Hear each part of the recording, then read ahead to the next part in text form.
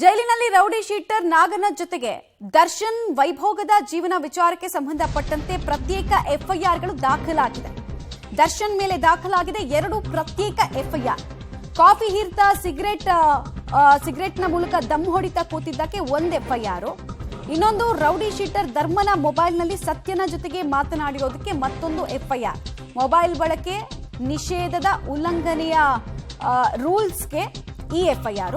ಕಾರಾಗೃಹ ಅಧಿನಿಯಮದ ಪ್ರಕಾರ 6 ತಿಂಗಳು ಶಿಕ್ಷೆ ಅಥವಾ 200 ರೂಪಾಯಿ ದಂಡ ಒಂದ್ ವೇಳೆ ಕನ್ವಿಕ್ಟ್ ಆದ್ರೆ ಕಟ್ಟಬೇಕಾಗತ್ತೆ. ಶಿಕ್ಷೆಯ ಜೊತೆಗೆ ದಂಡ ವಿಧಿಸೋದಕ್ಕೆ ಅವಕಾಶ ಈ ಸೆಕ್ಷನ್ಗಳ ಪ್ರಕಾರ ಇದಾವೆ ಅಂತ ಹೇಳಲಾಗ್ತಾ ಇದೆ. ಕಾರಾಗೃಹ ತಿದ್ದುಪಡಿ ಅಧಿನಿಯಮ 2022 ಕಲಂ 42ರ ಅಡಿಯಲ್ಲಿ ಪ್ರಕರಣ ದಾಖಲಾಗಿರೋದು.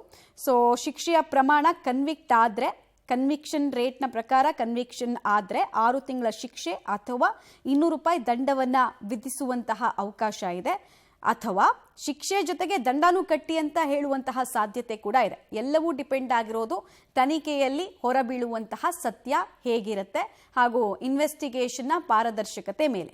ಒಂದು ವೇಳೆ ಇಷ್ಟೆಲ್ಲ ಕಣ್ಣಿಗೆ ರಾಚೋಷ್ಟು ಸತ್ಯ ಇದ್ರು, ನೀವು ಗಮನಿಸ್ತಾ ಇದ್ದೀರಾ ದರ್ಶನ್ ವಿರುದ್ಧ ದಾಖಲಾಗಿರುವಂತಹ 2 ಎಫ್ಐಆರ್ ನಲ್ಲಿ ಇಂಟ್ರೆಸ್ಟಿಂಗ್ಲಿ A1 ದರ್ಶನ್ ಡೀಟೇಲ್ಸ್ ಕೊಡ್ತಾರೆ ಉಮೇಶ್, ಇದು ಗರಿಷ್ಠ ಕನಿಷ್ಠ ಶಿಕ್ಷೆಯ ಪ್ರಮಾಣ ಏನು, ಜೊತೆಗೆ ತನಿಖೆಯಲ್ಲಿ ಪೊಲೀಸರಿಗೆ ಪೂರಕವಾದಂತಹ ಸಾಕ್ಷ್ಯಗಳು ಯಾವ ರೀತಿ, ಮತ್ತೆ ಈಗ ಪರಪ್ಪನಾಗ್ರಹಾರ ಜೈಲಿನ ಆವರಣದಲ್ಲೇ ಇದೆಲ್ಲ ಆಗಿರೋದ್ರಿಂದ ಜೈಲಿನ ಒಳಗ್ ಬಂದು ಪೊಲೀಸರು ಇಂಟ್ರಾಗೇಟ್ ಮಾಡ್ತಾರಾ ಅಥವಾ ಇವರನ್ನೇ ಬಾಡಿ ವಾರೆಂಟ್ ಮೇಲೆ ಆಚೆ ಕರೆಸ್ಕೊಳ್ತಾರಾ? ಇದು ಕುತೂಹಲ.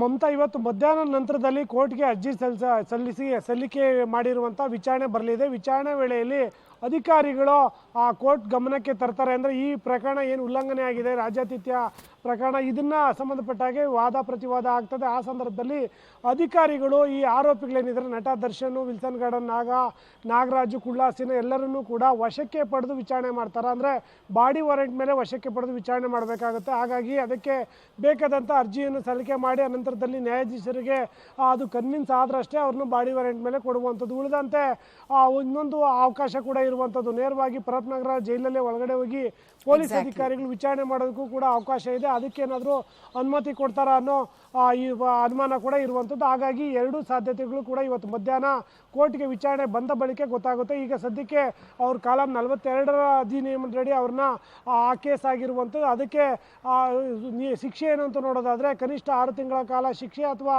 200 ರೂಪಾಯಿಗಳ ದಂಡ ಇರುವಂಥದ್ದು. ಆದರೆ ಈ ತನಿಖೆ ಪ್ರೋಸೆಸ್ ಏನಿರುತ್ತೆ ಅದು ಎಂದಿನಂತೆ ನಡೆಯುವಂಥದ್ದು. ಅದರ ಪ್ರೋಸೆಸ್ ಸಾಕಷ್ಟು ದಿನಗಳ ಕಾಲ ಹಿಡಿಯುತ್ತೆ. ಹಾಗಾಗಿ ಇವರನ್ನ ಬಾಡಿ ವಾರೆಂಟ್ ಮೇಲೆ ಕಸ್ಟಡಿಗೆ ಪಡೆದು ವಿಚಾರಣೆ ಮಾಡ್ತಾರಾ ಅಥವಾ ಪರಪ್ಪನಗರ ಜೈಲಲ್ಲೇ ವಿಚಾರಣೆ ಮಾಡ್ತಾರ ಅನ್ನೋದು ಮಧ್ಯಾಹ್ನ ನಂತರದಲ್ಲೇ ಗೊತ್ತಾಗಬೇಕಾಗಿರುವಂಥದ್ದು. ಮಮತಾ, ಉಮೇಶ್ ಹಾಗೆ ಸಂಪರ್ಕದಲ್ಲಿ ವಾಪಸ್ ಬರ್ತೀನಿ. ಈ ಕ್ಷಣಕ್ಕಿರುವ ಕುತೂಹಲ ಏನಂದ್ರೆ ಪರಪ್ಪನಗರ ಆವರಣದಲ್ಲೇ ಆಗಿರೋದ್ರಿಂದ ಅದೇ ಸ್ಟೇಷನ್ ಪೊಲೀಸರು ಒಳಗೆ ಹೋಗಿ ತುರ್ತು ಇನ್ವೆಸ್ಟಿಗೇಷನ್ ಮಾಡ್ತಾರಾ ಅಥವಾ ಬಾಡಿ ವಾರೆಂಟ್ ಮೇಲೆ ನಂತರ ಅವ್ರನ್ನ ಆಚೆ ಕರೆಸ್ಕೊಳ್ತಾರೆ?